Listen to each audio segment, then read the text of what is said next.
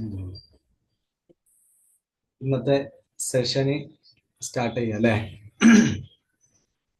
Okay, ഇന്നലെ നമ്മൾ കവചപ്രാശത്തെ കുറിച്ച് സംസാരിച്ചു. എല്ലാവർക്കും വളരെ ഉപകാരപ്രദമായി.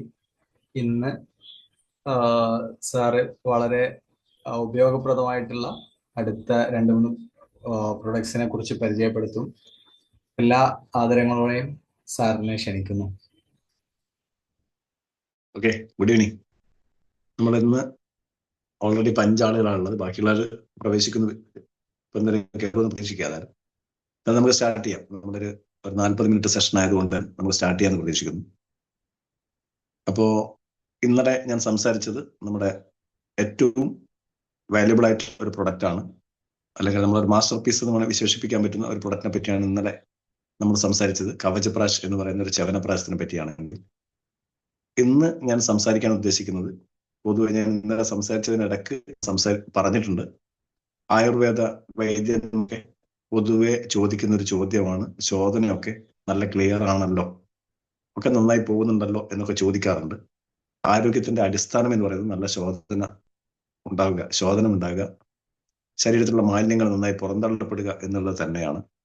അപ്പൊ സ്വാഭാവികമായും ശരീരത്തിലുള്ള മാലിന്യങ്ങളെ നന്നായി പുറന്തള്ളാൻ സഹായിക്കുകയും അതേപോലെ തന്നെ ശരീരത്തിലേക്ക് ആവശ്യമായ പോഷകങ്ങളെ ശരീരത്തിന് ഉപയോഗപ്പെടുത്താനും കഴിയുന്ന തരത്തിലേക്കുള്ള 2 പ്രൊഡക്റ്റുകളെ പറ്റിയാണ് സംസാരിക്കുന്നത്. അതിലൊന്ന് പൊതുവെ ആളുകൾ ഇന്ന് സംസാരിക്കുന്ന, അല്ലെങ്കിൽ പൊതുവെ ആളുകൾക്കുള്ള ഒരു ബുദ്ധിമുട്ടാണ് കൃത്യമായ ശോധനയില്ലായ്മ. സ്വാഭാവികമായും അതുമായി ബന്ധപ്പെട്ട് ഒരുപാട് കോംപ്ലിക്കേഷൻസ് പലരും അനുഭവിക്കുന്നുണ്ട്.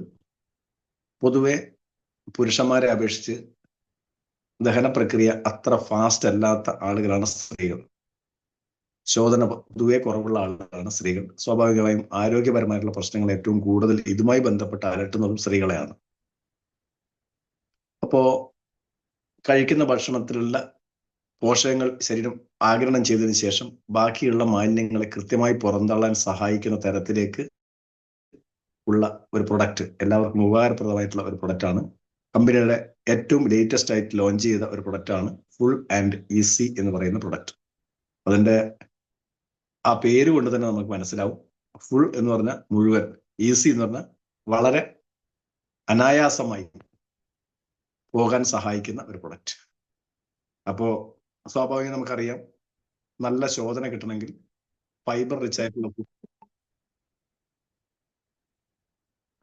അത്രയും നന്നായി നമുക്ക് എന്ത് ചെയ്യാം,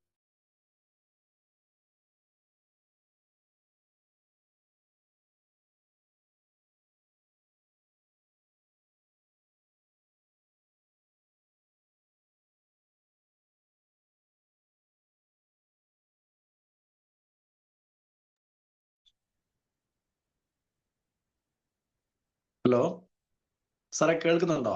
സംസാരിക്കുന്ന ജുലൈ സാറേ? ഓക്കെ, അതിനിടയ്ക്ക് ഒരു കോള് വന്നിരുന്നു, അതിന്റെ ഭാഗമായിരിക്കും ചിലപ്പോൾ, അതുകൊണ്ട് ചോദിച്ചത്. ഓക്കെ, അപ്പോ നമുക്ക് നല്ല ശോധന ലഭിക്കണമെങ്കിൽ ശരീരത്തിന് ഏറ്റവും ആവശ്യം ഫൈബർ റിച്ച് ആയിട്ടുള്ള ഫുഡ് കഴിക്കുക എന്നുള്ളതാണ്. സ്റ്റാർച്ച് ഫുഡ് നമ്മൾ ഇഷ്ടംപോലെ കഴിക്കാറുണ്ട്. അത്രയും അളവിൽ പൊതുവെ പ്രോട്ടീൻ ഫുഡുകൾ നമ്മൾ കഴിക്കാറില്ല. അതോടൊപ്പം തന്നെ നമ്മൾ ഒരു ശ്രദ്ധയും കൊടുക്കാതെ പോകുന്നതാണ് ഫൈബർ, നാരടങ്ങിയ ഭക്ഷണം നമ്മൾ കഴിക്കുന്നത്. പണ്ട് കാലങ്ങളിലൊക്കെ നന്നായി കഴിച്ചിരുന്നു. അന്ന് പ്രകൃതിയിൽ നിന്ന് തന്നെ, നമ്മുടെ ചുറ്റുപാടിൽ നിന്ന് തന്നെയുള്ള ഭക്ഷ്യവസ്തുക്കൾ നമ്മൾ ഉപയോഗപ്പെടുത്തിയിരുന്നു എന്നുള്ളത് കൊണ്ടാണ് അത് സംഭവിച്ചത്. അതേപോലെ നമ്മളെ നാട്ടിൽ തന്നെ നെല്ലും അരിയും ഒക്കെ ഉണ്ടായിരുന്നു. അപ്പോൾ ആ നെല്ല് കുത്തി അരിയാക്കുന്ന സമയത്ത് അതിന്റെ തവിടൊക്കെ നമ്മൾ ഇഷ്ടംപോലെ കഴിച്ചിട്ടുണ്ട്. ഇനി അല്ലെങ്കിൽ വീട്ടിലുണ്ടാകുന്ന ചേന, ചേമ്പ്, കാച്ചില് പോലുള്ള ഭക്ഷണ പദാർത്ഥങ്ങളൊക്കെ നമ്മൾ പഴവർഗ്ഗങ്ങൾ കഴിച്ചിട്ടുണ്ട്. ഇതിന്റെ ഒക്കെ ഭാഗമായിട്ട് നമുക്ക് നല്ല ഫൈബർ ഫുഡ് കിട്ടിയിട്ടുണ്ട് പണ്ട്. പക്ഷെ ഇന്ന് നമ്മൾ കഴിക്കുന്നത്, നമുക്ക് മന്തി, ബിരിയാണി പോലത്തെ സാധനങ്ങളൊക്കെ നമ്മൾ കഴിക്കുന്നത്, അല്ലെങ്കിൽ അരിവാണ് കഴിക്കുന്നത്. നല്ല വെള്ള അരി, തവിട് കംപ്ലീറ്റ് പോയ അരി, അതിന് സ്റ്റാർച്ചാണ് ഏറ്റവും കൂടുതലുള്ളത്. അപ്പൊ സ്റ്റാർച്ച് ഫുഡ് നന്നായി കഴിക്കുകയും അതേസമയത്ത് ഫൈബർ റിച്ച് ആയിട്ടുള്ള ഫുഡ് കഴിക്കാതിരിക്കുകയും അതോടൊപ്പം തന്നെ വൈറ്റമിൻസ്, മിനറൽസ് ശരീരത്തിന് ആവശ്യത്തിന് ലഭിക്കാതിരിക്കുകയൊക്കെ ചെയ്യുന്ന സമയത്ത് അതിന്റെ ഭാഗമായി ഒരുപാട് ബുദ്ധിമുട്ടുകൾ ഉണ്ടാകാറുണ്ട്. അതിൽ ഏറ്റവും പ്രധാനപ്പെട്ട ഒരു ബുദ്ധിമുട്ടാണ് കോൺസ്റ്റിപ്പേഷൻ, മലബന്ധം എന്ന് പറയുന്ന ഒരു പ്രശ്നം. ഇതിന് ഏറ്റവും നല്ല പരിഹാരമായിട്ടുള്ള ഒരു പ്രൊഡക്റ്റാണ് ഞാൻ ഇന്നിവിടെ പ്രസന്റ് ചെയ്യാൻ പോകുന്നത്. അപ്പോൾ അതിൽ ഞാൻ പറഞ്ഞു കഴിഞ്ഞു already. Full and easy elements wellness full and easy എന്നുള്ള പ്രൊഡക്റ്റ് ആണ്. എലമെന്റ്സ് വെൽനസ് എന്നുള്ള നമ്മുടെ കോമൺ നെയിമാണ്, ഒരു ബ്രാൻഡ് നെയിമാണ്. വെൽനസ് പ്രൊഡക്റ്റുകളുടെ കാറ്റഗറിയിലാണ് വരുന്നത്. ഇൽനസ് അല്ല, ഒരു ചികിത്സിക്കാനുള്ള ഒരു മാർഗമായിട്ട് ഇതിനെ കാണരുത്, മറിച്ച് ഒരു നല്ല ഫുഡ് സപ്ലിമെന്റ്, നല്ല ഭക്ഷണ പദാർത്ഥം എന്നുള്ള രീതിയിൽ കാണുകയാണെങ്കിൽ ഇതിനെ നമുക്ക് നന്നായി ഉപയോഗിച്ച് പ്രൊമോട്ട് ചെയ്യാനും കഴിയും എന്നുള്ളതാണ് വാസ്തവം. അപ്പോൾ ഇതിൽ അടങ്ങിയിട്ടുള്ള കണ്ടന്റുകൾ കേട്ടാൽ തന്നെ നമുക്ക് മനസ്സിലാവും ഇത് എന്തൊക്കെയാണ് നമുക്ക് ഗുണം എന്നുള്ളത്. അതിൽ നമുക്കറിയാം, നല്ല ദഹന പ്രക്രിയ നടക്കാൻ വേണ്ടി പണ്ട് മുതലേ ഉപയോഗിക്കുന്ന ഔഷധ കൂട്ടാണ് ത്രിഫല ചൂർണം എന്നൊക്കെ നമ്മൾ കേട്ടിട്ടുണ്ടാവും. കടുക്ക, നെല്ലിക്ക, താനിക്ക. ഈ ത്രിഫല എന്ന് പറഞ്ഞു കഴിഞ്ഞാൽ ഒരുപാട് ഗുണങ്ങളുണ്ട്. ഏറ്റവും പ്രധാനപ്പെട്ട ബോൾ മൂവ്മെന്റ് വളരെ ക്ലിയർ ആക്കുക, അല്ലെങ്കിൽ നല്ല ദഹനക്രിയ സാധ്യമാക്കുക എന്നുള്ളതാണ് അതുകൊണ്ടുള്ള ഒരു ഉദ്ദേശം. അതോടൊപ്പം തന്നെ കണ്ണിന്റെ കാഴ്ചശക്തിയൊക്കെ വർദ്ധിപ്പിക്കാനും ഇത് നല്ലതാണ്. ത്രിഫല ചൂർണമൊക്കെ നമ്മൾ നേരത്തെ കഴിക്കാറുണ്ട്, പക്ഷെ എല്ലാവർക്കും ടേസ്റ്റി ആയിട്ട് കഴിക്കാൻ പറ്റുന്ന ഒരു പ്രൊഡക്റ്റ് അല്ല, അല്ലെങ്കിൽ ഒരു ഔഷധ കൂട്ടല്ല അത് എന്നുള്ളത് കൊണ്ട് തന്നെ ആളുകളൊക്കെ ആയുർവേദത്തിൽ അത്ര താല്പര്യത്തോടെ എടുക്കാറില്ല. എന്നാലും അത് സഹിച്ചുകൊണ്ട് കഴിക്കാൻ, അതിന്റെ സ്മെല്ലും അതേപോലെ തന്നെ ടേസ്റ്റും ഒക്കെ സഹിച്ചുകൊണ്ട് കഴിക്കാൻ പറ്റുന്ന ആളുകൾക്ക് നല്ല റിസൾട്ട് ഉണ്ടാകുന്നതാണ്. എന്നാൽ നമ്മളെ സംബന്ധിച്ചോളം ഇവിടെ ഒരു കോമ്പിനേഷൻ ആയിട്ട് ഒരു പൗഡർ രൂപത്തിലാണ് ഇത് വരുന്നത്. അത് വെള്ളത്തിൽ കലക്കിയിട്ടാണ് കഴിക്കേണ്ടത്. അതിനകത്ത് ഒരു കോമ്പിനേഷനാണ് ഞാൻ പറഞ്ഞത്, ത്രിഫല എന്ന് പറയുന്ന ഘടകം. അതേ കടുക്ക, നെല്ലിക്ക, താനിക്ക. അതോടൊപ്പം തന്നെ ഇതിനകത്ത് ഫൈബർ റിച്ച് ആയിട്ടുള്ള ഫുഡ് നമുക്ക് ദഹനത്തിന് നന്നായി സഹായിക്കുമെന്ന് പറഞ്ഞിട്ടുണ്ട്. സ്വാഭാവികമായും ഏറ്റവും നല്ല ഫൈബർ എന്ന് പറയുന്നത് ഞാൻ നേരത്തെ പറഞ്ഞതുപോലെ തന്നെ ധാന്യങ്ങളുടെ തവിടാണ്. അതിൽ തന്നെ നല്ല ധാന്യങ്ങളുടെ കൂട്ടത്തിൽ ഏറ്റവും നല്ലത് എന്ന് പറയുന്നത് തെനവർഗത്തിൽപ്പെടുന്ന ധാന്യങ്ങളെയാണ് നല്ല ധാന്യങ്ങളായിട്ട്, അല്ലെങ്കിൽ ഫൈബർ റിച്ച് ആയിട്ടുള്ള ധാന്യം എന്ന് പറയുന്നത് നമ്മൾ അരി, ഗോതമ്പിനേക്കാളൊക്കെ ഏറ്റവും കൂടുതൽ മികച്ചത് എന്ന് പറയുന്നത് തെനയാണ്. തെനവർഗം നമ്മൾ പക്ഷികൾക്കൊക്കെ കൊടുക്കുന്ന ഒരു തെനയുണ്ടല്ലോ, അതേപോലെ തെനവർഗത്തിൽപ്പെട്ട ഇസ്ഫാഗുള എന്ന് പറയുന്ന ഒരു തെനവർഗം. അതിന് കർക്കിടക ശൃംഗി, അതുപോലെ തന്നെ സ്നിഗ്ധ ജീരകം എന്നോ അതേപോലെ തന്നെ അശ്വകർണ എന്നിങ്ങനെ കുറെ നാമങ്ങൾ അല്ലെങ്കിൽ പേരുകൾ അതിനുണ്ട്. ഈ പേരിലുള്ള ഒരു പ്രൊഡക്റ്റ് ഇസ്ഫാഗുള എന്നതിന് കോമൺ ആയിട്ട് ഇംഗ്ലീഷിൽ പറയും. ഇതാണ് അതിന്റെ ഏറ്റവും പ്രധാനപ്പെട്ട ഒരു ഘടകം, അല്ലെങ്കിൽ ഏറ്റവും കൂടുതൽ ഫൈബർ റിച്ച് ആയിട്ടുള്ള ഘടകം എന്ന് പറയുന്നത് ഇതാണ്. അപ്പൊ സ്വാഭാവികമായും ഈ പറയുന്ന ഇസ്ഫാഗുള എന്ന് പറയുന്ന ഫൈബർ റിച്ച് ഫുഡും സാർ ഏതായാലും അതിന്റെ സ്ക്രീൻഷോട്ട് എടുത്ത് വെച്ചിട്ടുണ്ട്, നമുക്ക് സ്ക്രീനിൽ കാണാം. നമുക്ക് ഡിസ്ട്രിബ്യൂട്ടർ പ്രൈസ് ആണ് അവിടെ കാണിക്കുന്നത്. അപ്പോ ഫുൾ ആൻഡ് ഈസി അല്ല, സോറി, അത് MRP ആണെന്ന് തോന്നുന്നു. അത് 575 രൂപയാണെന്ന് തോന്നുന്നു നമുക്ക് കിട്ടുന്ന റേറ്റ്. ഒന്നും അത് പറഞ്ഞു. ഇനി അതുപോലെ തന്നെ ദഹന പ്രക്രിയയുമായി ബന്ധപ്പെട്ട് മലബന്ധമുള്ള ആളുകളെ സംബന്ധിച്ചോളം പൊതുവെ ഉണ്ടാകുന്ന ഒരു പ്രശ്നമാണ് മലദ്വാരത്തിന്റെ ചുറ്റുപാടിലൊക്കെ പൊട്ടലുണ്ടാകുക, അതുപോലെ തന്നെ വ്രണങ്ങൾ ഉണ്ടാകുക, പിന്നെ രക്തം കിനിയുക, ഇങ്ങനത്തെ കുറെ പ്രശ്നങ്ങളൊക്കെ ഉണ്ടാകും. സ്വാഭാവികമായും അവിടെ ഉണ്ടാകുന്ന പഴുപ്പുകൾ, അല്ലെങ്കിൽ എന്താ പറയാ, അവിടെ ഉണ്ടാകുന്ന ഇൻഫെക്ഷനൊക്കെ തടയാനൊക്കെ സഹായിക്കുന്ന മറ്റൊരു ഘടകം ഇതിനകത്തുണ്ട്. നമ്മുടെ നാട്ടിലൊക്കെ ഇഷ്ടം പോലെ കാണുന്ന ഒരു സസ്യമാണത്. സ്വർണപത്രി എന്നാണ് അതിന് ആയുർവേദത്തിൽ പറയുന്നത്. അതേപോലെ തന്നെ അതിന് സ്വർണപത്രി എന്ന് പറയുന്ന സമയത്തിന് സ്വർണപത്രി എന്ന് പറയാനുള്ള കാരണവും എന്ന് പറഞ്ഞാൽ അതിന്റെ ഇല നന്നായി ഉണക്കി പൊടിച്ചു കഴിഞ്ഞാൽ, ഉണങ്ങിയ ഇല എടുത്ത് നന്നായി പൊടിച്ചു നോക്കി കഴിഞ്ഞാൽ ഒരു സ്വർണത്തിന്റെ കളർ ഏകദേശം അതിൽ കിട്ടും എന്നുള്ളതുകൊണ്ടാണ് സ്വർണപത്രി പേര് അതിനുള്ളത്. നമ്മുടെ നാട്ടിൽ അതിന് ആനത്തവര എന്നാണ് പറയാറുള്ളത്. ചില ഫയലിലൊക്കെ നമ്മൾ കാണാറുണ്ട്, ഒരു മഞ്ഞ പൂവൊക്കെ ആയിട്ടുള്ള ഒരു ചെടിയാണ് ആനത്തവര. അതിന് സംസ്കൃതത്തിൽ സെന്ന എന്നാണ് ഇതിനെ പറയാ, സെന്ന.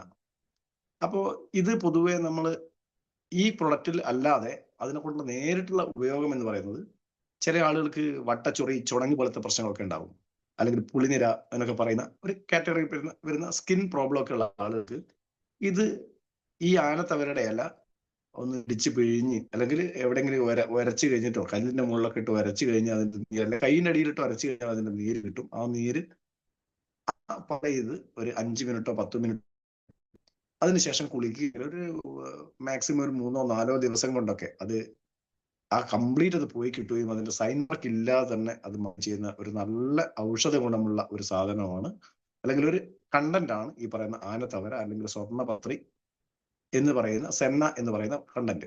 ഇതെല്ലാം ഒരു പേര് തന്നെയാണ് കേട്ടോ. അതിന് ആനത്തവര നമ്മുടെ നാട്ടിൽ പ്രയോഗിക്കുന്ന പേരാണ്. സ്വർണപത്രി എന്ന് അതിന് ഔഷധ കൂട്ടുകളുടെ പേരിൽ നമുക്ക് അതിനെപ്പറ്റി പ്രതിപാദിക്കുന്നുണ്ട്. സെന്ന എന്ന് നമ്മളെ ഈ പ്രൊഡക്റ്റ് നമ്മൾ എഴുതി വെച്ച് നിങ്ങൾക്ക് കാണാൻ കഴിയും. ഇതൊക്കെ ഒരു സാധനം തന്നെ.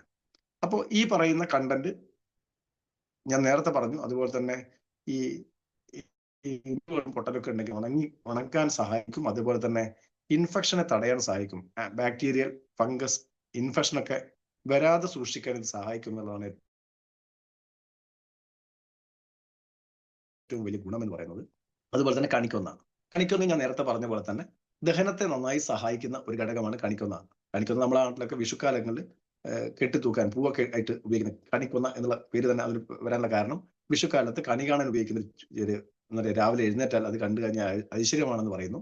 അപ്പോൾ ഈ പറയുന്ന കണിക്കൊന്ന ഔഷധ വീര്യത്തിൽ ഏറ്റവും മുൻപന്തിയിൽ നിൽക്കുന്ന ഒരു സസ്യമാണ് കണിക്കൊന്ന. അപ്പൊ കണിക്കൊന്ന ഇതിനകത്ത് ചേർത്തിട്ടുണ്ട്. ഇതിൽ ഏറ്റവും പ്രധാനം എന്ന് പറയുന്നത് ഇതാണ്. ഇതിന്റെ ഒരു മാസ്റ്റർ പീസ് കോമ്പിനേഷൻ, അല്ലെങ്കിൽ അതിന്റെ ഈ പ്രൊഡക്റ്റിലെ ഏറ്റവും പ്രധാനപ്പെട്ട ഒരു കോമ്പിനേഷൻ ആണ് ഇനി ഞാൻ പറയാൻ പോകുന്ന അടുത്ത പ്രൊഡക്റ്റ്. അതിന് ത്രിവൃത് എന്ന് പറയും. ത്രിവൃത് എന്ന് പറഞ്ഞു കഴിഞ്ഞാൽ ത്രികോൽപ്പക്കൊന്ന എന്ന രീതിയിൽ പറയും ത്രിവൃത്. നമ്മുടെ നാട്ടിലൊക്കെ ചിലപ്പോൾ പറമ്പുകളിലൊക്കെ വള്ളിച്ചെടിയായിട്ട് പടർന്നു പിടിക്കുന്ന ഒരു ചെറിയ പൂവൊക്കെ ഉണ്ടാകുന്ന നല്ലൊരു ചെടി. അതിന്റെ ചിത്രമൊക്കെ ഞാൻ പിന്നീട് നിങ്ങൾക്ക് വേണമെങ്കിൽ ഞാൻ വാട്സപ്പിൽ അയച്ചു തരാം. നമ്മുടെ ഗ്രൂപ്പിലേക്ക് ഇട്ടുതരാം. നിങ്ങൾക്ക് ചിലപ്പോൾ നല്ല കണ്ടു പരിചയം ഉണ്ടാവും. അപ്പോൾ നമ്മൾ ഈ ഗ്രൂപ്പിലേക്ക് ത്രിവൃത് എന്താണെന്നുള്ളത് ഞാൻ ഇട്ടുതരാം. അപ്പോൾ നിങ്ങൾക്ക് കണ്ടാൽ മനസ്സിലാവും. അപ്പോൾ ഈ ത്രിവൃത് എന്നുള്ളത് ഈ ഔഷധ ഗുണമുള്ള ഈ കണ്ടന്റിന്റെ ഒരു പ്രത്യേകത, ഇത് മലബന്ധത്തിനെയും പൈൽസിനെ ഇല്ലാതാക്കാൻ സഹായിക്കുന്നതാണ്. അതേപോലെ തന്നെ ബ്രോങ്കൈറ്റിസ്, നമ്മൾ ഇതിന് മാത്രമല്ല, ദഹന പ്രക്രിയ മാത്രമല്ല, ഇതിനെക്കുറിച്ചുള്ള മറ്റു ഗുണം എന്ന് പറയുന്നത് ബ്രോങ്കൈറ്റിസ്, ആസ്മ, അലർജി പോലുള്ള പ്രശ്നങ്ങൾക്ക്, ശ്വാസകോശ സംബന്ധമായിട്ടുള്ള പ്രശ്നങ്ങളുള്ള ആളുകൾക്കും ഇത് വലിയ ഗുണം ചെയ്യും എന്നുള്ളതാണ് ഇതിന്റെ ഏറ്റവും വലിയ പ്രത്യേകത. അതിനേക്കാൾ ഉപരി ഇതിന്റെ ഏറ്റവും മറ്റ് ഔഷധ വീര്യം അല്ലെ ഔഷധ ഗുണം എന്ന് പറയുന്നത് നമുക്ക് ആർത്രൈറ്റിസ്, ആമവാദം, ആ പേര് ചിലപ്പോൾ പെട്ടെന്ന് ഉത്തരം കിട്ടാത്തതുകൊണ്ടാണ്. ആർത്രൈറ്റിസ് എന്ന് പറഞ്ഞാൽ ആമവാദമുള്ള ആളുകൾക്ക് നമുക്ക് നോവേദന ക്യാപ്സൂൾ എന്ന് പറയുന്ന ഒരു പ്രൊഡക്റ്റ് നമ്മൾ എലമെന്റ്സ് വെൽനസിന്റെ നോവേദന ക്യാപ്സൂളിന്റെ സന്ധിവേദന നീർക്കെട്ടിനൊക്കെ ഉപയോഗിക്കുന്ന നല്ലൊരു പ്രൊഡക്റ്റാണ്. അതും ഈ പറയുന്ന ഫുൾ ആൻഡ് ഈസിയും കോമ്പിനേഷനായി കൊടുത്തു കഴിഞ്ഞാൽ ആമവാദത്തിന് ശാശ്വത പരിഹാരം കിട്ടുന്ന ഒരു പ്രൊഡക്റ്റ് കൂടെയാണ്. അതിനകത്തുള്ള ഏറ്റവും പ്രധാനപ്പെട്ട കണ്ടന്റ് ആണ് ത്രിവൃത് എന്ന് പറയുന്നത്. ഇതിന് മറ്റൊരു ഗുണമുള്ളത് കൃമിശല്യത്തെ ഇല്ലാതാക്കാൻ സഹായിക്കുന്നു എന്നുള്ളത് കൂടെയാണ്. അപ്പോൾ സ്വാഭാവികമായും ശോധനക്കുറവുള്ള ആളുകൾക്ക് അതോടൊപ്പം തന്നെ ഉണ്ടാകാൻ ചാൻസ് ഉള്ള മറ്റൊരു പ്രശ്നമാണ്, അല്ലെങ്കിൽ ഒരു കോംപ്ലിക്കേഷനാണ് ഈ കൃമിശല്യം അല്ലെങ്കിൽ വിരശല്യം എന്നൊക്കെ പറയുന്നത്. അതിനെയും ഓട്ടോമാറ്റിക് ഇത് ഇല്ലാതാക്കും എന്നുള്ളതാണ് ഇതിന്റെ ഏറ്റവും വലിയ മറ്റൊരു പ്രത്യേകത. അപ്പൊ ഇതിന്റെ ഒരു ഗുണം എന്ന് പറയുന്നത് പൈൽസ്, മലബന്ധം ഇങ്ങനെയുള്ള പ്രശ്നങ്ങൾക്കും അതേസമയത്ത് നല്ല ദഹനത്തിന് സഹായിക്കുന്നതും, അതേപോലെ തന്നെ ഇതിന്റെ അഡീഷണൽ ബെനിഫിറ്റുകൾ എന്ന് പറയുന്നത് ബ്രോങ്കൈറ്റിസ്, ആസ്മ പോലുള്ള പ്രശ്നങ്ങൾക്ക് നല്ല റിസൾട്ട് കിട്ടുന്നതും, അതേപോലെ തന്നെ മറ്റൊരു ഗുണം എന്ന് പറയുന്നത് നമുക്ക് ആമവാദം പോലുള്ള പ്രശ്നങ്ങൾക്ക് ഏറ്റവും നല്ല റിസൾട്ട് കിട്ടുന്നതുമായിട്ടുള്ള ഒരു കണ്ടന്റ് ആണ് ത്രിവൃത് എന്ന് പറയാം. ത്രികോൽപ്പക്കൊന്ന എന്ന് വേണമെങ്കിൽ അങ്ങനെയും പറയും. അങ്ങനെ പല പേരിൽ അറിയപ്പെടുന്നു എന്ന് മാത്രം. അപ്പൊ ഇതാണ് ഇതിന്റെ ഒരു പ്രത്യേകത. ഇനി ഇത് എങ്ങനെയാണ് ഇത് ഉപയോഗിക്കേണ്ടത് എന്ന് പറഞ്ഞു കഴിഞ്ഞാൽ, രാത്രി ഭക്ഷണത്തിന് ശേഷം നമ്മൾ ഒരു ഗ്ലാസ് വെള്ളം എടുക്കുക. ആ വെള്ളത്തിലേക്ക് ഇതിന്റെ ഒരു പാക്കറ്റ്, അത് 6.25 ഗ്രാമുള്ള ഒരു പാക്കറ്റാണ്. ആ പാക്കറ്റ്, ഇതിനകത്ത് 10 സാഷകൾ ഉണ്ടാവും. ഒരു ബോക്സിൽ 10 സാഷകളാണുള്ളത്. ആ 10 സാഷകളിൽ ഒരു സാഷ എടുത്ത് നമ്മൾ നേരെ വെള്ളത്തിലേക്ക് ഇടുന്നതിനേക്കാൾ നല്ലത് ആദ്യം ഗ്ലാസ്സിലേക്ക്, നമ്മൾ എടുക്കുന്ന ഏത് ഗ്ലാസ്സിലാണോ എടുക്കുന്നത് ആ ഗ്ലാസ്സിലേക്ക് പൊട്ടിച്ച് ഈ പൊടി ഇട്ടതിന് ശേഷം അതിന്റെ മുകളിലേക്ക് വെള്ളം ഒഴിച്ച് നന്നായി ഷേക്ക് ചെയ്ത് നന്നായി ഇളക്കിയതിനു ശേഷം സ്പോട്ടിൽ കഴിക്കുക. സ്പോട്ടിൽ കഴിക്കുക എന്ന് പറയുന്നത്, അല്ലെങ്കിൽ പെട്ടെന്ന് തന്നെ കഴിക്കുക എന്ന് പറയാൻ കാരണം, ഇത് തവിടാണ്. ഞാൻ പറഞ്ഞല്ലോ, ഇസ്ഫാഗുള അല്ലെങ്കിൽ തെനവർഗത്തിൽപ്പെടുന്ന ഒരു തവിടാണ് ഇതിനകത്ത് ഏറ്റവും പ്രധാനപ്പെട്ട കണ്ടന്റ് എന്ന് പറയുന്നത്. ഇതൊരു കൊഴുപ്പ് രൂപത്തിലാവും. ഒരു കട്ടി കൂടി കഴിഞ്ഞാൽ നമുക്ക് അകത്തെ കഴിക്കാൻ ഒരു ബുദ്ധിമുട്ടുള്ള ലെവലിലേക്ക് മാറും എന്നുള്ളത് കൊണ്ടാണ് സ്പോട്ടിൽ കഴിക്കാൻ വേണ്ടി പറയുന്നത്. അത് മാത്രമല്ല, ടേസ്റ്റിലൊക്കെ വ്യത്യാസം വരും. സ്വാഭാവികമായും ആ ടേസ്റ്റ് നമുക്ക് ചിലപ്പോൾ പിന്നീട് കഴിക്കാൻ തോന്നാത്തൊരവസ്ഥ വരും. അപ്പോൾ അല്ലെങ്കിൽ ഒരു ആവണക്കൊക്കെ ആവണക്കെണ്ണൊക്കെ കലക്കി വെച്ച പോലെ തോന്നും. അപ്പോൾ അങ്ങനെ വരാതിരിക്കാൻ വേണ്ടിയാണ് വേഗത്തിൽ തന്നെ കഴിക്കാൻ വേണ്ടി പറയുന്നത്. അപ്പോൾ ഇത് ഒരൊറ്റ ബോട്ടിൽ കഴിച്ചാൽ പിറ്റേ ദിവസം വയറ്റുനിന്ന് പോകുന്ന പ്രശ്നമൊന്നുമില്ല. അത് നിങ്ങൾ 1, 2, 3, 4 സാഷ സ്ഥിരമായി കഴിക്കുന്ന സമയത്ത് നമുക്ക് ശോധനയൊക്കെ നന്നായി ക്ലിയർ ആയിട്ട് വരും. അപ്പോൾ ഇത് ഒരു പാക്കറ്റിൽ 10 എണ്ണമാണ് ഉണ്ടാവുക. ഇപ്പോൾ ഒരു മാസത്തേക്ക് ഉപയോഗിക്കണമെങ്കിൽ ഒരു 3 പാക്കറ്റെങ്കിലും വേണം. അത് ഉപയോഗിച്ച് നല്ല ക്ലിയർ ആയി കഴിഞ്ഞാൽ വേണമെങ്കിൽ അത് അവസാനിപ്പിക്കാം, അല്ലെങ്കിൽ നമുക്ക് തുടരാം. എന്താണോ നമ്മളെ കണ്ടീഷൻ അനുസരിച്ച് നമുക്ക് തുടരണമെങ്കിൽ തുടരാം. ഇനി ചിലപ്പോൾ അതിനൊക്കെ ക്ലിയർ ആയി കിട്ടുവാണെങ്കിൽ നമുക്ക് അതിൻ്റെ കൂടെ തന്നെ അവസാനിപ്പിക്കുകയും ചെയ്യാം. അത് ഓരോരുത്തരുടെ കണ്ടീഷൻ, ഹെൽത്ത് കണ്ടീഷൻ അനുസരിച്ച് നമുക്ക് കണ്ടിന്യൂ ചെയ്യണമെങ്കിൽ കണ്ടിന്യൂ ചെയ്യാം, അല്ലാത്ത ആൾക്ക് അവസാനിപ്പിക്കുകയും ചെയ്യാം. ഏതായാലും ഇതിന്റെ ഏറ്റവും വലിയ പ്രത്യേകത ആണ് ഇതിനൊന്നും യാതൊരു സൈഡ് എഫക്റ്റും ഇല്ല എന്നുള്ളതാണ് ഏറ്റവും വലിയ ഗുണം. ഒരു സൈഡ് എഫക്റ്റും ഇതിനൊന്നുമില്ല. കാരണം ഇതിനകത്ത് ഹാംഫുൾ ആയിട്ടുള്ള കെമിക്കലുകളോ ആൽക്കഹോളിക് കണ്ടന്റുകളോ ഒന്നും തന്നെ ഇല്ല. ഏറ്റവും നല്ല ആയുർവേദത്തിലെ ഏറ്റവും നല്ല മൂലികകൾ അല്ലെങ്കിൽ നാച്ചുറൽ ആയിട്ടുള്ള കണ്ടന്റുകളാണ്. അതിന്റെ പ്രോസസ്സിംഗ് ഒക്കെ നമ്മൾ എന്താ പറയാ, അതിന്റെ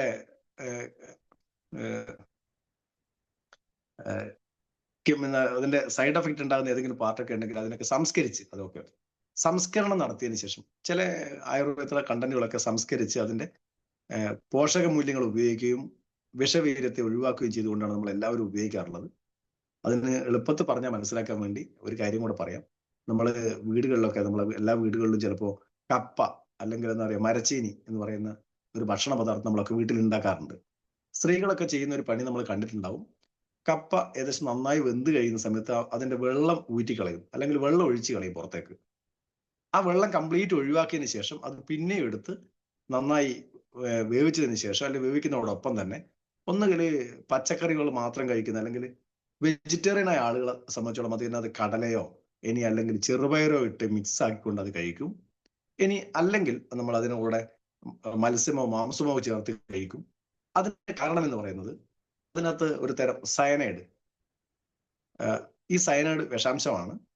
അതുകൊണ്ടാണ് കപ്പയുടെ ഇലയൊക്കെ തിന്നു കഴിഞ്ഞാൽ ആടുമാടുകളൊക്കെ ചിലപ്പോൾ ചത്തു. ആ വിഷവീര്യം അവർക്ക് ദോഷകരമായി ബാധിക്കും. എന്നാൽ അതേ സമയത്ത് നല്ല പോഷക ആണ് താനും. ആ പോഷകത്തെ ഉപയോഗിക്കണമെങ്കിൽ ആ വിഷവീര്യം ഇല്ലാതാക്കണം. ഈ വെള്ളം അരിച്ച് കഴിയുന്ന സമയത്ത് സ്വാഭാവികം 80% സയനൈഡും അതിൽ നിന്ന് ഒഴിവാകുകയും ബാക്കി വരുന്ന 20% സയനൈഡിനെ നിർവീര്യമാക്കാൻ മാത്രമേ കഴിയുകയുള്ളൂ. അങ്ങനെ നിർവീര്യമാക്കാൻ സഹായിക്കുന്ന മറ്റൊരു ഭക്ഷണമാണ് പ്രോട്ടീൻ എന്ന് പറയുന്നത്. ആ ഭക്ഷണം പ്രോട്ടീനോടൊപ്പം ചേരുന്ന സമയത്ത് സ്വാഭാവികമായും അതിന്റെ വിഷവീര്യം കംപ്ലീറ്റ് നശിച്ച് നമുക്ക് നല്ല ഒരു ഭക്ഷ്യവസ്തുവായിട്ട് കപ്പ നമ്മൾ കഴിക്കാറുണ്ട്. അതേപോലെ ആയുർവേദത്തിലെ ഓരോ കണ്ടന്റുകളെയും സംസ്കരിച്ച് അതിന്റെ ഔഷധ വീര്യത്തെ മാത്രം ഉപയോഗപ്പെടുത്തിയാണ് നമ്മൾ എല്ലാ പ്രൊഡക്റ്റുകളും കമ്പനിക്ക് തരുന്നത്. അപ്പൊ തീർച്ചയായും നമുക്ക് ധൈര്യത്തിൽ ഉപയോഗിക്കാൻ പറ്റുന്ന ഒരു പ്രൊഡക്റ്റാണ്. ഞാനിത് കഴിക്കാറുണ്ട്, പക്ഷെ സ്ഥിരമായിട്ടൊന്നും കഴിക്കാറില്ല. കമ്പനി ഇറക്കി എന്ത് പ്രൊഡക്റ്റും അതിന്റെ ടേസ്റ്റും കാര്യങ്ങളൊക്കെ നോക്കുന്ന ഒരു സ്വഭാവം എനിക്കുണ്ട്. പ്രത്യേകിച്ച് കൂടുതൽ വലിയ ടേസ്റ്റ് ഒന്നും ഇതിനില്ല എന്നുള്ളതും കൂടെ അതിന്റെ കൂടെ അറിയിക്കാം. ചില പ്രൊഡക്റ്റൊക്കെ നല്ല ടേസ്റ്റും നല്ല സ്മെല്ലൊക്കെ ഉണ്ടാവും. ഇതിന് പ്രത്യേകിച്ച് ടേസ്റ്റും അതിന്റെ സ്മെല്ലൊന്നും സ്മെല്ലും മോശമില്ല, വലിയ ടേസ്റ്റ് ഒന്നും തോന്നിയിട്ടില്ല. എങ്കിലും നല്ല പ്രൊഡക്റ്റ് ആയതുകൊണ്ട് ഞാൻ ഉപയോഗിക്കുന്നുണ്ട്. ഇനി രണ്ടാമത്തെ ഒരു പ്രൊഡക്റ്റും കൂടെ ഒന്ന് സംസാരിക്കാമെന്ന് വിചാരിക്കും. നമുക്ക് സമയമുണ്ട്, 9 മണി ആകുന്നേ ഉള്ളൂ. നമ്മൾ തുടങ്ങിയത് 9:51, 10 മണി ആകുന്നേ ഉള്ളൂ. 9:32 അങ്ങനെ തുടങ്ങിയ. അപ്പൊ എന്തായാലും നമുക്ക് കുറച്ചുകൂടെ സമയമുണ്ടെന്ന് പ്രതീക്ഷിക്കും, ഒരു 10 മിനിറ്റ് ഉണ്ട്. അപ്പോൾ അതിനുള്ളിൽ ഞാൻ ഒരു പ്രൊഡക്റ്റിനെ കൂടി സംസാരിക്കാം. നമുക്ക് ഏറ്റവും ഫലപ്രദമായിട്ടുള്ള ഗുണപ്രദമായിട്ടുള്ള ഒരു പ്രൊഡക്റ്റാണ് പ്രോബയോട്ടിക്. നമ്മളെല്ലാവരും പറയുന്ന ഒരു കാര്യമുണ്ട്, നല്ല പോഷകാഹാരം കഴിച്ചാൽ അധ്വാനിച്ചാൽ ഒക്കെ നമ്മളെ ശരീരത്തിന് ഗുണം ചെയ്യുമെന്ന് പറയുന്നു. പക്ഷെ ഏത് പോഷകാഹാരം കഴിച്ചാലും അത് ശരീരത്തിന് ആഗിരണം ചെയ്യാനുള്ള കപ്പാസിറ്റി ഇല്ലെങ്കിൽ എന്ത് കഴിച്ചില്ല എന്ന് മറ്റൊരു സത്യമാണ്, നല്ല വസ്തുതയാണ്. പൊതുവെ പ്രകൃതിയിൽ എല്ലാ ജീവജാലങ്ങളുടെയും നിലനിൽപ്പ് ബാക്ടീരിയകളും ഫംഗസും വൈറസും പോലുള്ള നമ്മൾ കണ്ണുകൊണ്ട് കാണാൻ കഴിയാത്ത ജീവികളുടെ സൂക്ഷ്മജീവികളുടെ സഹായത്തിലാണ് എല്ലാ സംഭവവും നടന്നു പോകുന്നത്. മണ്ണിൽ നിന്ന് പോഷകങ്ങളെ വലിച്ചെടുക്കാൻ ചെടികളെ സഹായിക്കുന്നത് ഈ പറയുന്ന ബാക്ടീരിയകളാണ്. അതേപോലെ നമ്മൾ കഴിക്കുന്ന ഭക്ഷണത്തിൽ നിന്ന്, നമ്മളെ ചെറുകുടലിൽ നിന്ന് പോഷകങ്ങളെ ആഗിരണം ചെയ്യാൻ സഹായിക്കുന്നത് ബാക്ടീരിയകളാണ്. നമ്മൾ അറിയുന്നില്ല, നമ്മളെ ശരീരത്തിൽ ഇഷ്ടംപോലെ കോടിക്കണക്കിന് ബാക്ടീരിയകളുണ്ട്. ശരീരത്തിനകത്തും പുറത്തും ബാക്ടീരിയകളുണ്ട്. സ്കിന്നിൽ ഇഷ്ടംപോലെ ബാക്ടീരിയകളുണ്ട്. ആ ബാക്ടീരിയകളാണ് നമ്മുടെ ശരീരത്തിലേക്ക് രോഗാണുക്കൾ വരുന്നതിനെ തടഞ്ഞു നിർത്തുന്നത്, അല്ലെങ്കിൽ മോശപ്പെട്ട ശരീരത്തിന് ഗുണകരമല്ലാത്ത അണുക്കളെ തടഞ്ഞു നിർത്താൻ സഹായിക്കുന്നത് നമ്മുടെ ശരീരത്തിൽ തന്നെ വളരുന്ന അണുക്കളാണ്, അല്ലെങ്കിൽ ബാക്ടീരിയകളാണ്. ആ ബാക്ടീരിയകൾ നമുക്ക് ഏറ്റവും കൂടുതൽ ഉണ്ടാകുന്നത് ഗട്സിലാണ്. ഗട്സ് മീൻസ് ഇവിടെ മൗത്ത് മുതൽ മലദ്വാരം വരെ എന്ന് പറയാം. അതില് വായ്, അന്നനാളം, ആമാശയം, ചെറുകുടൽ, വൻകുടൽ, മലാശയം, മലദ്വാരം വരെ വരുന്ന ഈ ഒരു റൂട്ടിനെയാണ് നമ്മൾ ഗട്സ് എന്ന് പറയുന്നത്. ഈ ഗട്സിൽ കോടിക്കണക്കിനായിട്ടുള്ള കൂടലിൽ കോടിക്കണക്കിനായിട്ടുള്ള ബാക്ടീരിയകൾ വസിക്കുന്നുണ്ട്. ആ ബാക്ടീരിയകളാണ് നമ്മുടെ ആരോഗ്യത്തെ നിലനിർത്തുന്നത്, അതായത് ശരീരത്തിലേക്ക് പോഷകങ്ങളെ വലിച്ചെടുക്കാൻ സഹായിക്കുന്നത്. സ്വാഭാവികമായും ആ പോഷകങ്ങളൊക്കെ വലിച്ചെടുക്കാൻ സഹായിക്കുന്ന ബാക്ടീരിയകളെ നമ്മൾ നേരത്തെ അറിയാതെ നമ്മൾ തന്നെ നമ്മുടെ ശരീരത്തിലേക്ക് വളർത്തിയിട്ടുണ്ട്. അതിന് നമ്മൾ പണ്ട് കാലങ്ങളിൽ ഉപയോഗിച്ച ഒരു കാര്യം എന്ന് പറയുന്നത്, നാട്ടിലും വീട്ടിലും ചുറ്റുവട്ടത്തുള്ള പഴവർഗ്ഗങ്ങൾ എന്ത് കിട്ടിയാലും നമ്മൾ കഴിക്കും. ഞാവൽ പഴമൊക്കെ വീഴുന്ന സമയത്ത് ഇഷ്ടം പോലെ നമ്മൾ കഴിക്കും. അതുപോലെ മാവിൽ നിന്ന് മാങ്ങ പഴുത്ത് വീഴുന്ന സമയത്ത് നമ്മൾ കഴിക്കും. അതേപോലെ തന്നെ ചക്ക പഴുത്ത് കഴിഞ്ഞാൽ നമ്മൾ കഴിക്കും. അങ്ങനെ കുറെ പഴവർഗ്ഗങ്ങൾ കഴിച്ചിട്ടുണ്ട്. അതോടൊപ്പം തന്നെ നമ്മൾ പാൽ വർഗ്ഗങ്ങളിൽ ഏറ്റവും പ്രധാനമായിട്ട് എല്ലാവരും ഉപയോഗിക്കുന്ന സാധനമാണ് തൈര്, മോര് പോലുള്ള കാര്യങ്ങൾ. അതിൽ ഏറ്റവും കൂടുതൽ ബാക്ടീരിയകൾ അധിവസിക്കുന്ന സ്ഥലമാണ് തൈരും മോരും ഒക്കെ. അപ്പോൾ സ്വാഭാവികമായിട്ടും മോര് കൂട്ടി ഭക്ഷണം കഴിക്കുന്നത് ദഹനത്തിന് സഹായിക്കും നമ്മൾ നേരത്തെ കേട്ടിട്ടുണ്ട്. കാരണം അതിൽ അത്രയും ബാക്ടീരിയകൾ അടങ്ങിയിട്ടുണ്ട് എന്നുള്ളതാണ് സത്യം. അപ്പൊ ഈ ബാക്ടീരിയകൾ, കോടിക്കണക്കിനായ ബാക്ടീരിയകൾ നമ്മുടെ ശരീരത്തിൽ ഉണ്ടായിക്കഴിഞ്ഞാൽ ഏത് പോഷകങ്ങളെയും നന്നായി ആഗിരണം ചെയ്യാനുള്ള ശേഷി നമ്മുടെ ശരീരത്തിൽ ഉണ്ടാവും. അങ്ങനെ സഹായിക്കുന്ന ഒരു പ്രൊഡക്റ്റിനെയാണ് നമ്മൾ പ്രോബയോട്ടിക്സ് എന്ന് പറയുന്നത്. അത് നമ്മളെ സംബന്ധിച്ചോളം ഇവിടെ പ്രോബയോട്ടിക് G+ എന്ന് പറയുന്ന ഒരു പ്രൊഡക്റ്റ് ആണ്.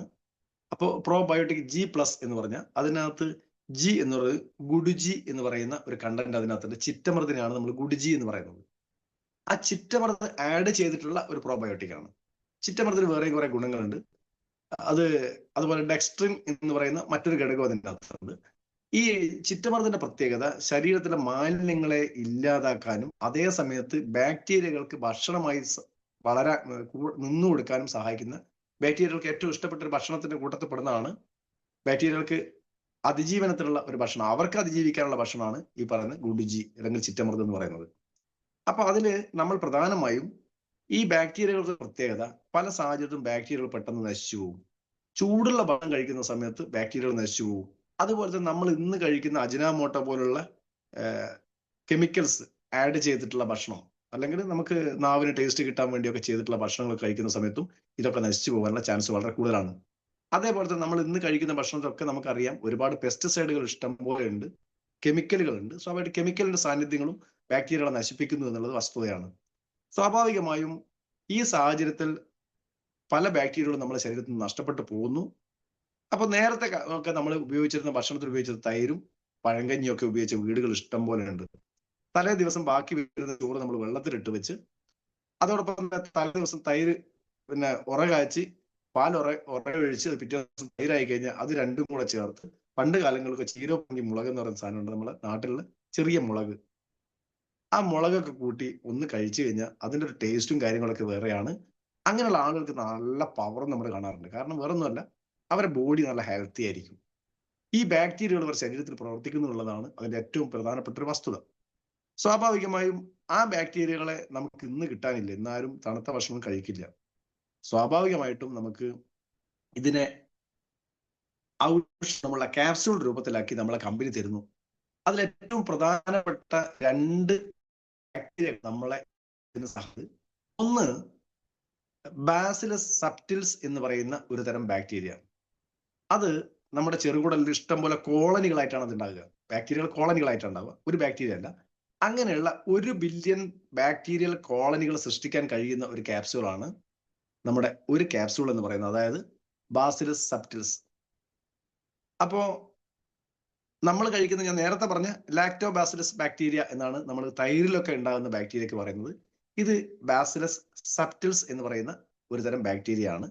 ഇത് ഒരു ക്യാപ്സ്യൂളിൽ നിന്ന്, 1 ഗ്രാമിൽ നിന്ന് നമുക്ക് 1 ബില്യൺ കോളനി രൂപീകരിക്കാൻ, ബില്യൺ എന്ന് പറഞ്ഞാൽ 100 കോടിയാണ്, 100 കോടി ബാക്ടീരിയൽ കോളനികൾ ക്രിയേറ്റ് ചെയ്യാൻ കപ്പാസിറ്റി ഒരു ക്യാപ്സ്യൂളാണ് ബാസിലസ് സബ്റ്റിൽസിന്റെ ഒരു കോളനി എന്ന് പറയുന്നത്. അപ്പോ അതിനെ ഒന്നുകൂടെ കൂടെ നിർത്തുന്ന, അതിന് സപ്പോർട്ടീവായിട്ട് പ്രവർത്തിക്കുന്ന മറ്റൊരു ബാക്ടീരിയൽ കോളനിയാണ് ബാസിലസ് കൊയാഗുലസ് എന്ന് പറയുന്നത്. ഇത് പൊതുവെ പ്രതിരോധത്തിനുള്ള ഒരു തരം ബാക്ടീരിയകളാണ്. അതായത് മോശപ്പെട്ട ബാക്ടീരിയകൾ ശരീരത്തിലേക്ക് കടന്നു കഴിഞ്ഞാൽ അതിനെ ഇല്ലാതാക്കാൻ കപ്പാസിറ്റി ഉള്ള മറ്റൊരു തരം ബാക്ടീരിയയാണ്. അതായത് ശരീരത്തിൽ നമുക്ക് എന്താ പറയാ, മനുഷ്യന് ഗുണകരമായിട്ടുള്ളതും ദോഷകരമായിട്ടുള്ള ബാക്ടീരിയകളുണ്ട്. അതൊരു ഗുണകരമായ ബാക്ടീരിയയെ പറ്റിയാണ് സംസാരിക്കുന്നത്. ഈ ബാക്ടീരിയ ബാസിലസ് കൊയാഗുലസ് എന്ന് പറയുന്ന ബാക്ടീരിയ 1 മില്യൺ കോളനിയാണ് നമ്മുടെ ശരീരത്തിൽ രൂപപ്പെടുത്തുന്നത്. 1 മില്യൺ എന്ന് പറഞ്ഞാൽ 10 ലക്ഷം. നേരത്തെ പറഞ്ഞ 100 കോടിയാണെങ്കിൽ ഇതൊരു 10 ലക്ഷമാണ്. അപ്പൊ ഇതിന്റെ ധർമ്മം എന്ന് പറയുന്നത്, മോശപ്പെട്ട ബാക്ടീരിയകൾ, ശരീരത്തിന് ആവശ്യമില്ലാത്ത ബാക്ടീരിയകൾ ശരീരത്തിൽ കടന്നു കഴിഞ്ഞാൽ, ശരീരത്തിൽ രോഗങ്ങൾ പടർത്തുന്ന ബാക്ടീരിയകൾ കടന്നു കഴിഞ്ഞാൽ അതിനെ ചെറുത്ത് നിൽക്കാൻ സഹായിക്കുന്ന ഒരു പ്രൊഡക്റ്റാണ് ഈ പറഞ്ഞ ബാസിലസ് കൊയാഗുലസ് എന്ന് പറയുന്ന ബാക്ടീരിയ. ഇത് നമ്മുടെ ചുവന്ന രക്താണുക്കളുടെയും വെളുത്ത രക്താണുക്കളുടെയൊക്കെ പ്രവർത്തനത്തിനെ ഒന്ന് ഊർജ്ജസ്വലമാക്കാൻ സഹായിക്കുന്ന ഒരു ബാക്ടീരിയ കൂടിയാണ്. അപ്പൊ തീർച്ചയായും ഈ ബാക്ടീരിയ കോളനി സ്ഥിരമായി നമ്മൾ കഴിക്കുന്നുണ്ടെങ്കിൽ സ്വാഭാവികമായും നമ്മൾ എന്ത് ഭക്ഷണം കഴിച്ചാലും, ഞാൻ ഇന്നലെ പറഞ്ഞ കവചപ്രാശി ഉൾപ്പെടെ കഴിക്കുന്ന ആളുകൾക്ക് അത് ശരീരത്തിൽ നന്നായി ഉപയോഗപ്പെടുത്താൻ കഴിയണമെങ്കിൽ എല്ലാ ദിവസവും നമുക്ക് ഒരു ദിവസം ഒരു ക്യാപ്സൂൾ എന്നുള്ള രീതിയിൽ രാത്രി ഭക്ഷണത്തോടൊപ്പമോ ഭക്ഷണം കഴിഞ്ഞ ഉടനെ കഴിക്കാൻ പറ്റും. ഒരു ക്യാപ്സൂൾ രൂപത്തിലാണുള്ളത്.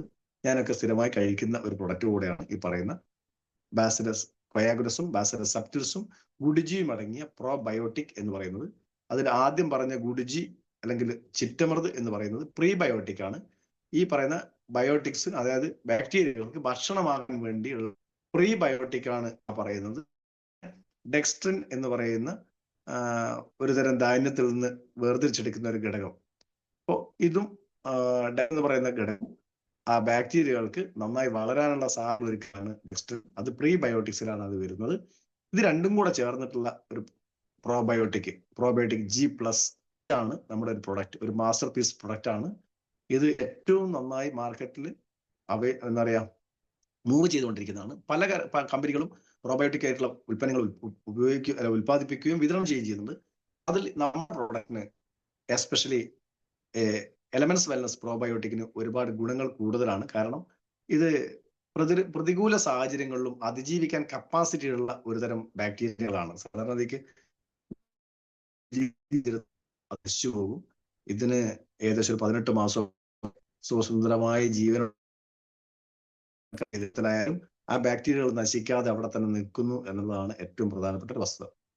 ഏതായാലും ഈ 2 പ്രൊഡക്റ്റിനെ പറ്റിയാണ് ഇന്ന് സംസാരിക്കാനുള്ളത്. നമുക്ക് ഓരോ ദിവസങ്ങളുമായിട്ട് നമുക്കിങ്ങനെ 1-2 പ്രൊഡക്റ്റിനെ പറ്റിയൊക്കെ സംസാരിച്ച് പോകാം. അതിൽ ചെറിയ ഒരു എക്സ്ക്യൂസ് എനിക്ക് പറയാനുള്ളത്, നാളെ ഞാൻ പാലക്കാട് ഒറ്റപ്പാലം ഒരു പ്രോഗ്രാമിൽ പങ്കെടുക്കേണ്ടതുണ്ട്. 3 മണിക്കാണ് അവിടെ പ്രോഗ്രാം സ്റ്റാർട്ട് ചെയ്യുന്നത്. GTS നമ്മളെ ബിസിനസ് പ്രസന്റേഷൻ ആണ്.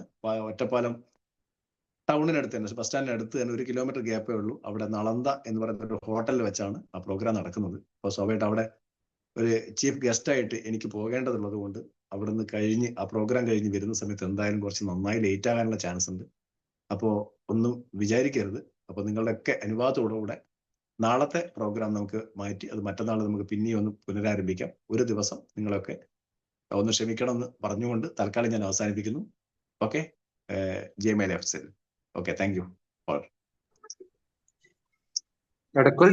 ആയിട്ടൊരു വെള്ളം കുടിയെ പറ്റി പറയുന്നത്, പൊതുവെ നമ്മൾ വെള്ളം കുടിയെ പറ്റി മനസ്സിലാക്കേണ്ട ഒരു കാര്യം, ഏറ്റവും നല്ല ഒരു ശീലം എന്ന് പറയുന്നത് വെള്ളത്തിന് ശരീരം ആവശ്യപ്പെടുന്ന സമയത്ത് കുടിക്കുക എന്നുള്ളതാണ്. വെള്ളത്തിന് ശരീരം ആവശ്യപ്പെടുക എന്ന് പറഞ്ഞാൽ ദാഹം വരുന്ന സമയത്ത് കുടിക്കുക എന്നുള്ളതാണ് ഏറ്റവും നല്ലത്. അപ്പോ പൊതുവെ പറയുന്നത് ഒരു മനുഷ്യന്റെ വെയിറ്റിന് ആനുപാതികമായിട്ട്, തൂക്കത്തിന് ആനുപാതികമായിട്ട് വെള്ളം കുടിക്കുന്നതാണ് ഏറ്റവും നല്ലത്. അതായത് 1 ക്വിന്റൽ, അതായത് 100 കിലോഗ്രാം ഭാരമുള്ള ഒരാളെ സംബന്ധിച്ചോളം ഒരു ദിവസം 3.5 ലിറ്റർ വെള്ളം മിനിമം അദ്ദേഹത്തിന്റെ ശരീരത്തിൽ എത്തിയിരിക്കണം. അത് നിങ്ങൾ നേരിട്ട് പച്ചവെള്ളമായിട്ടോ ചൂടുവെള്ളമായിട്ടോ കഴിക്കണം എന്നല്ല പറയുന്നത്. ചായ, കാപ്പി, അതുപോലെ ചോറ്, കറി, ഇതൊക്കെ ഇതിനകത്ത് വെള്ളമുണ്ട്. ഇതൊക്കെ കൂടെ നമുക്കൊരു 3.5 ലിറ്റർ കിട്ടണം. ഇനി 50 കിലോ ഉള്ള അത് 1.25 ലിറ്റർ ആയിട്ട് ചുരുങ്ങും. ഇനി 40 കിലോ ഉള്ള ആളുകളാണെങ്കിൽ എന്ത് ചെയ്യും? 35, 7, 14, 1.400 ആവും. അതായത് 35, ഒരു കിലോക്ക് 35 മില്ലിഗ്രാം എന്ന ആ രീതിയിൽ കഴിക്കുക. 1 കിലോക്ക് 35. അപ്പോ 10 കിലോ ഉണ്ടെങ്കിൽ 350 മില്ലി, 100 കിലോ ഉണ്ടെങ്കിൽ 3.5 ലിറ്റർ, അത്രയേ ഉള്ളൂ. ആ രീതി കഴിക്കലാണ് ഏറ്റവും നല്ലത്. എന്നാൽ അതേ സമയത്ത് നന്നായി കായികമായിട്ട് അധ്വാനിക്കുന്ന ഒരാളെ സംബന്ധിച്ചോളം നന്നായി വേർക്കും, ശരീരത്തിന് ഇഷ്ടം പോലെ വെള്ളം നഷ്ടപ്പെടും.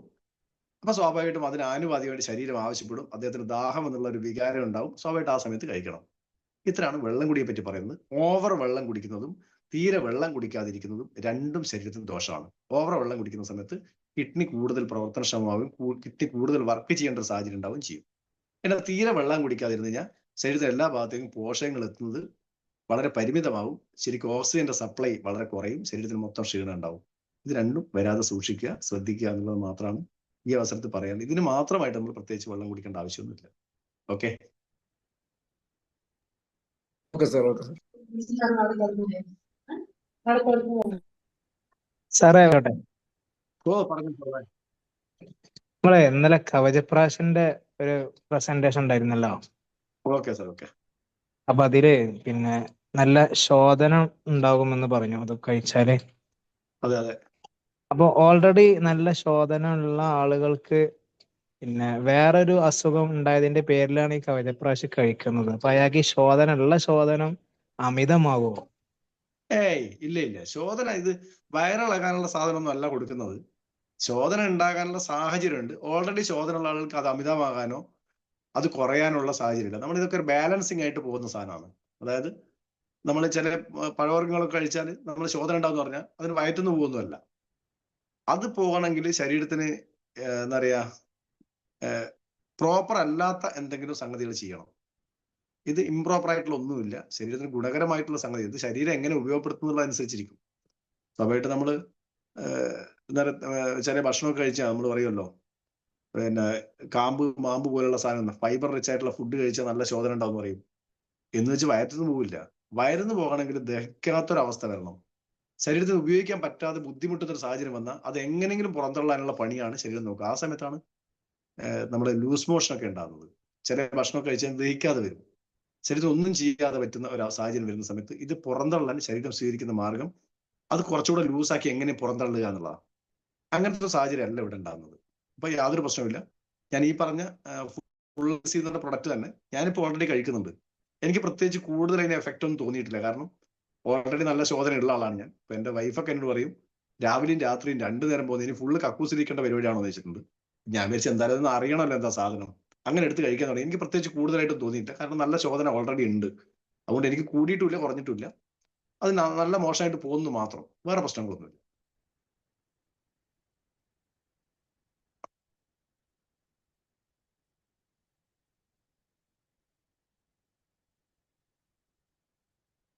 ഓക്കെ സാറേ.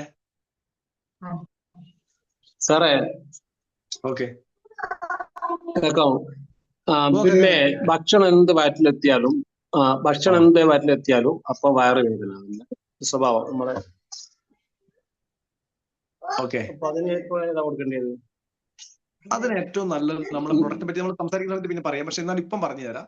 നമ്മള് എന്ത് സാധനം കഴിച്ചാലും ഈ പറഞ്ഞ വയറ്റിന് ബുദ്ധിമുട്ടുണ്ടാകുന്നുണ്ടെങ്കിൽ നമ്മൾ പ്രധാനമായിട്ടും കഴിക്കേണ്ട 3 പ്രൊഡക്റ്റുകളാണ്. ഒന്ന് ഞാനിപ്പോ പറഞ്ഞ ഫുൾ ആൻഡ് ഈസി അല്ല കേട്ടോ. അത് എന്ത് കഴിച്ചാലും ബുദ്ധിമുട്ടുണ്ടാകും. ഒന്ന് പ്രോബയോട്ടിക് ആണ് കഴിക്കേണ്ടത്. ഇനി ഇതിന്റെ കൂടെ 2 പ്രൊഡക്റ്റ് കൂടെ പറയാം. ഒന്ന് ലിവഗെയിൻ എന്ന് പറയുന്ന ഒരു പ്രൊഡക്റ്റ് ഉണ്ട്. ലിവർ ഫംഗ്ഷൻ പെർഫെക്റ്റ് ആകുന്ന. ലിവർ ആണ് നമ്മളെ ദഹനരസങ്ങളെ കൃത്യമായിട്ട് ഉത്പാദിപ്പിക്കുന്നത്. അപ്പോൾ ദഹനരസങ്ങളുടെ ഉത്പാദനവും പ്രവർത്തനവും നിയന്ത്രണവും കൃത്യമാകാൻ വേണ്ടിയാണ് ലിവഗെയിൻ കഴിക്കുന്നത്.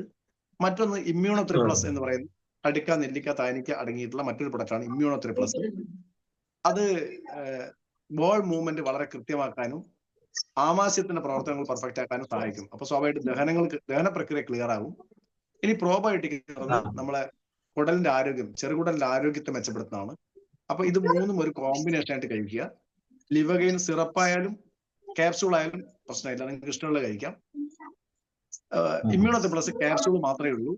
അപ്പോൾ ഇമ്മ്യൂണോ3 പ്ലസ് ക്യാപ്സൂൾ, എല്ലാം ക്യാപ്സൂൾ ആക്കുവാണെങ്കിൽ ലിവഗെയിന്റെ ക്യാപ്സൂളും ഇമ്മ്യൂണോ3 പ്ലസും അത് രാവിലെയും രാത്രി ഓരോന്ന് വെച്ച് കഴിക്കുക. പ്രോബയോട്ടിക് രാത്രി 1 മാത്രം കഴിക്കുക. 3 എണ്ണമാണ് കോമ്പിനേഷൻ. ഇമ്മ്യൂണോ3 പ്ലസ്,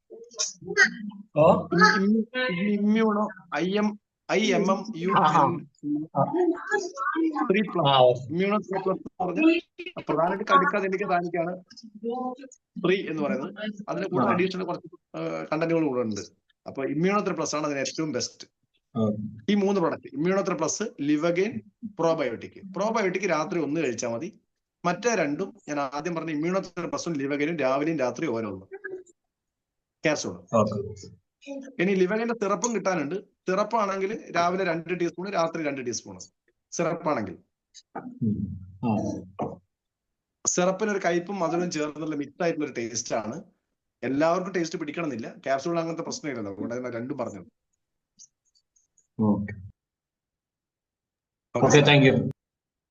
ഓക്കെ സാർ.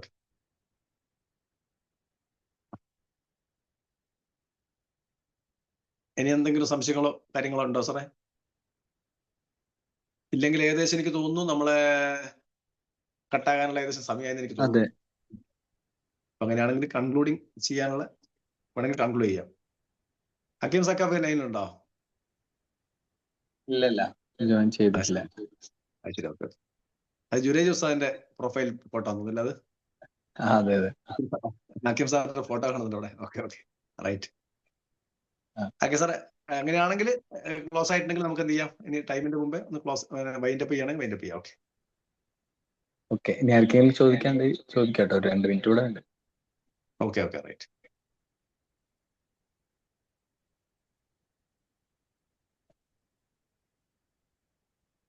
ഏകദേശം 10:15 ഓക്കെ വളരെ സന്തോഷം.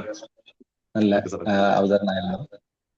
സാറിന് എല്ലാ നന്ദികളും അറിയിക്കുന്നു. എന്നാ സെഷൻ വൈൻഡപ്പ് ചെയ്യാം അല്ലേ? Okay sir, okay, right. Okay, close ചെയ്യുന്നു. എല്ലാവർക്കും പങ്കെടുത്തതിൽ എല്ലാ സന്തോഷങ്ങളും അറിയിക്കുന്നു. മറ്റന്നാൾ നമുക്ക് ഇതേ സമയത്ത് തന്നെ ജോയിൻ ചെയ്യാം. Okay, right.